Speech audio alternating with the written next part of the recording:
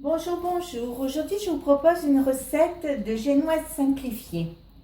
Alors, certaines personnes me diront, parce que je l'ai déjà entendu, oh là là là là, mais c'est pas une recette de frais génoise. Mais moi, je vous affirme qu'une fois qu'elle est cuite, une fois qu'elle est prête, ça ressemble trait pour trait à une génoise que vous achetez dans le commerce ou une génoise que vous faites avec la recette de la génoise.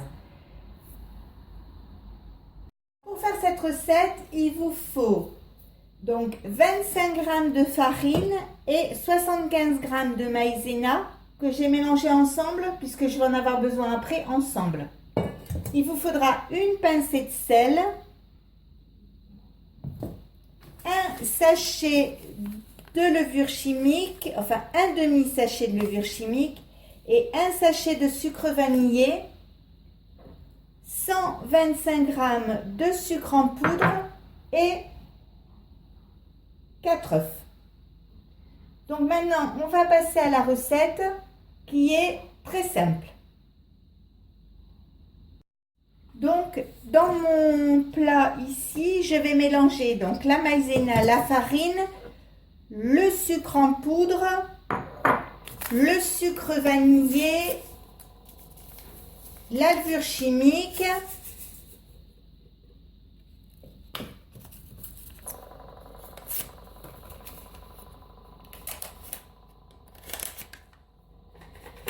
voilà, comme ceci. Et je vais séparer mes blancs des jaunes d'œufs et mettre les jaunes avec le sucre et garder les blancs pour les battre en neige.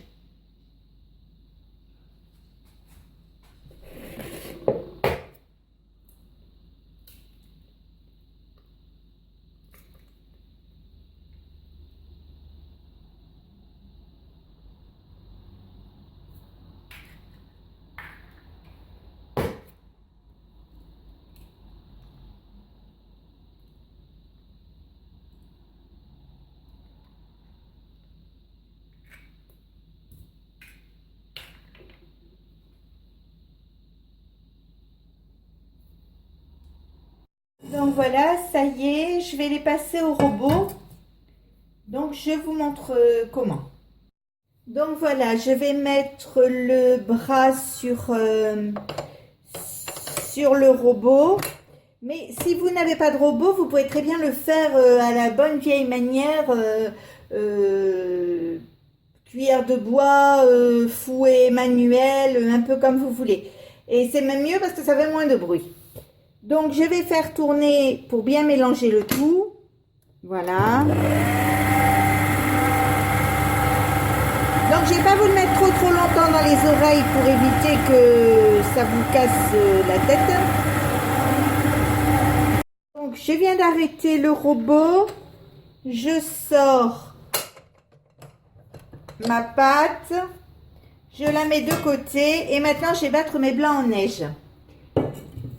Je mets mon plat avec les blancs, je mets une pincée de sel et je mets le bras pour les œufs en neige.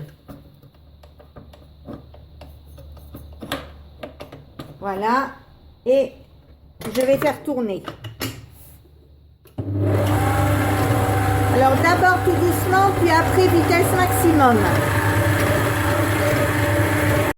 Donc quand vos blancs sont bien montés, comme ceci, vous les arrêtez et vous les mélangez à la pâte.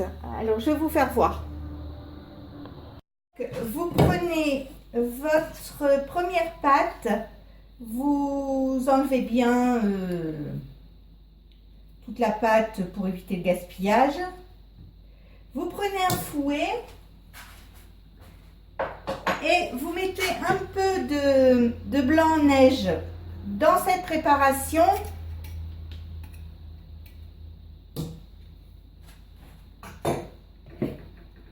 Voilà, comme ceci, mais pas la totalité, hein, juste un peu, que vous allez bien remuer pour assouplir votre pâte.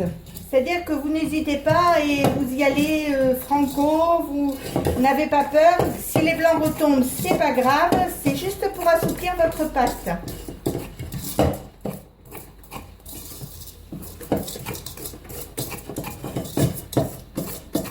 Donc voilà, et ensuite je vais prendre le reste de blanc d'œuf que je vais mettre dans la pâte.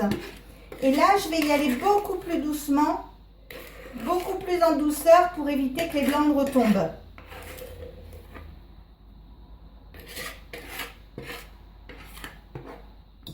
Voilà, donc doucement, en soulevant bien pour éviter justement que les blancs ne retombent, comme ceci. Voilà, vous voyez. Et vous faites préchauffer votre four à 150 degrés, thermostat 5, pendant 15 minutes. Ensuite, vous prenez un moule à fond amovible, comme ceci. Vous prenez un morceau de papier sulfurisé que vous mettez au fond, enfin sur le fond, et avec une paire de ciseaux, vous coupez autour pour avoir le papier qui est bien. Alors, d'habitude je fais pas comme ça, donc c'est un peu compliqué. Voilà, donc vous prenez votre papier comme ceci, vous coupez bien pour que ça fasse le tour.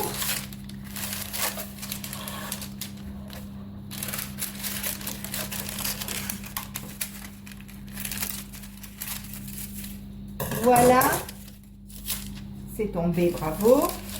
Et après, donc, vous mettez le fond, voilà, vous étalez bien votre papier dedans et vous fermez le moule. Vous ne voyez pas fermer, c'est dans le mauvais sens. Voilà, donc, vous fermez bien le moule et vous versez votre pâte à l'intérieur.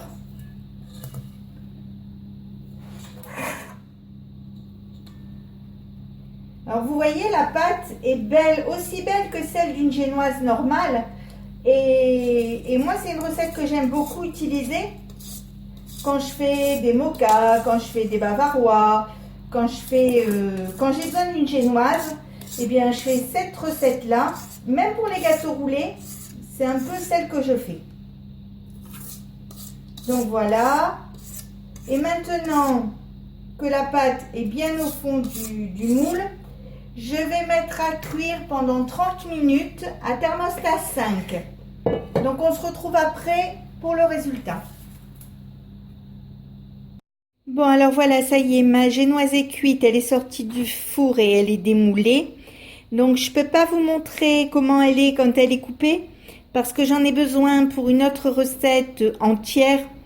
Donc quand je l'utiliserai, j'hésiterai pas à vous montrer et à vous dire que c'est cette génoise là. Et puis, si ça vous a plu, n'hésitez pas à mettre un j'aime, un commentaire, à vous abonner à ma chaîne, ça me sera très utile et ça me fera très plaisir. Et puis maintenant, je vais vous souhaiter une bonne journée et puis à bientôt.